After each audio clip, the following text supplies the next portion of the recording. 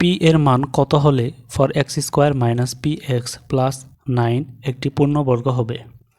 এই অঙ্কটি করতে হলে আমাদেরকে প্রথমেই একটি সূত্র মনে রাখতে হবে। সূত্রটি হচ্ছে, এখানে যে মাঝখানে যে জিনিসটা আছে, এখানে পি থাকতে পারে বা সংখ্যা থাকতে পারে। আমরা চলক যেখানে এক্স আছে বা ওয়াই থাকতে পারে, এই এক্স বা ওয়াই চলকগুলোকে আমরা বাদ দিয়ে দেব।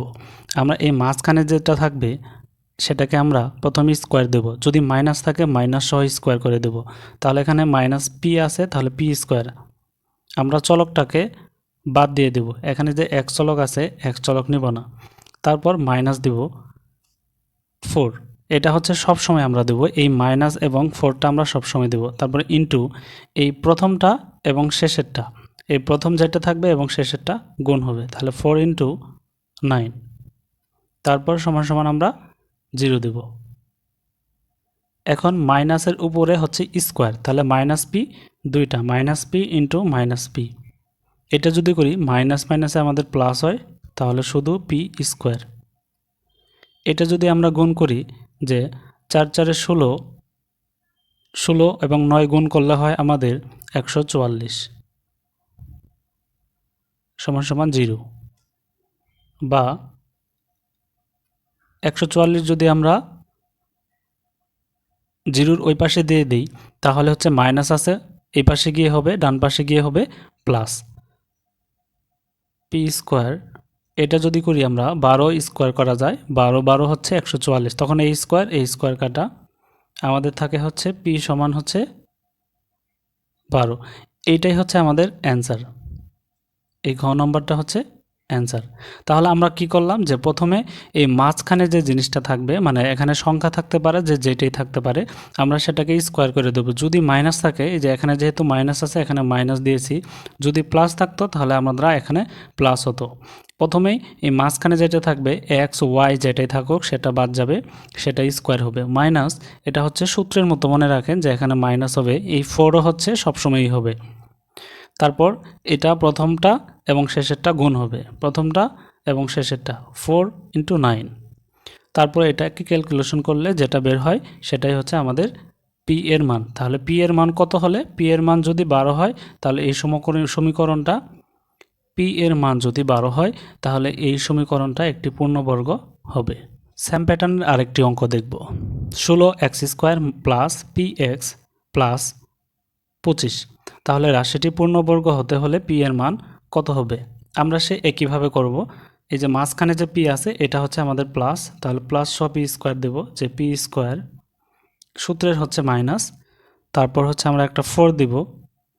এই 16 25 গুণ হবে 16 25 সমান সমান হচ্ছে আমাদের 0। পি স্কোয়ার আমরা এগুলোকে গুণ করি,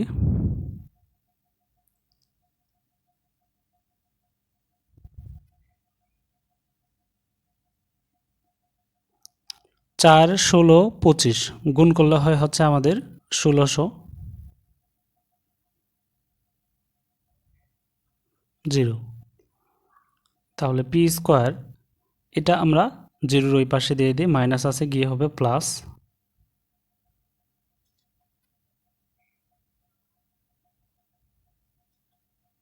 40 স্কোয়ার করে দিই, তাহলে হচ্ছে আমাদের 1600। এই স্কোয়ার আমাদের কাটা,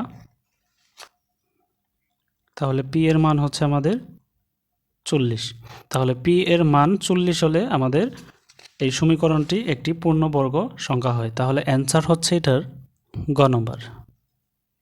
এখানে 4x² 20x এর সাথে কত যোগ করলে যোগফল পূর্ণবর্গ হবে, মানে এই সমীকরণের সাথে আমাদের কত যোগ করলে যোগফলটি একটি পূর্ণবর্গ সংখ্যা হবে। আমরা তাহলে যে কোনো একটি কিছু ধরে নিই, যে 4x² মাইনাস এক্স, আমরা একটা ধরে নিলাম যে কত যোগ করলে, পি ধরে নিলাম যে পি। এখন আমাদের কি করতে হবে, যে এই মাঝখানে যেটা থাকে সেটাকে আমরা স্কোয়ার করে দেব, যেহেতু মাইনাস আছে মাইনাস স্কোয়ার, তাহলে এখানে তো মাইনাস দিতে হয়, 4 দিতে হয়, তারপর এই 4 এবং এটা গুণ হবে 4 × পি সমান সমান হচ্ছে 0।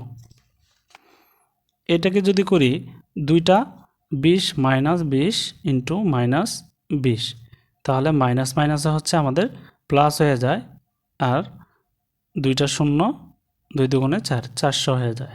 তাহলে এটা হচ্ছে আমাদের 400, আর এটা 4 4 16 পি সমান সমান 0। এখন এই 400 যদি আমরা এই পাশে রাখি, এই 16 পিটা আমরা ওই পাশে দিই, মাইনাস আছে, ওই পাশে গিয়ে হবে আমাদের প্লাস। এখন এই 16টাকে যদি আমরা এই পাশে নিয়ে আসি, 4 0 0 16, তাহলে গুণ আছে, এসে হবে ভাগ পি। তাহলে এটা কাটাকাটি করলে হয় হচ্ছে আমাদের 25। তাহলে সুতরাং পি সমান হচ্ছে আমাদের 25 অ্যান্সার। এই পি হচ্ছে, তাহলে পি এর মান হচ্ছে আমাদের 25। আমরা আজ সর্বশেষ প্রশ্নটা দেখব। 9x² 30x এর সাথে কত যোগ করলে যোগফল পূর্ণবর্গ হবে? তাহলে এর সাথে আমরা পি যোগ করে নেব, যে 9x² x প্লাস পি।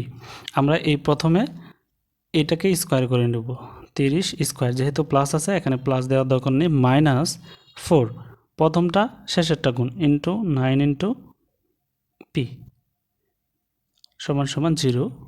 তাহলে এটাকে 3 তিরিখে 9, দুইটা 0, 4 নং হচ্ছে আমাদের 36 পি সমান সমান 0। এখন 900 যদি এই পাশে থাকে, 36টা ওই পাশে দিয়ে দিই, মাইনাস আছে, প্লাস হয়ে যাবে পি। তাহলে 900, এটা গুণ আছে, এই পাশে এসে হবে ভাগ পি। যদি কাটাকাটি করি তাহলে হচ্ছে 25,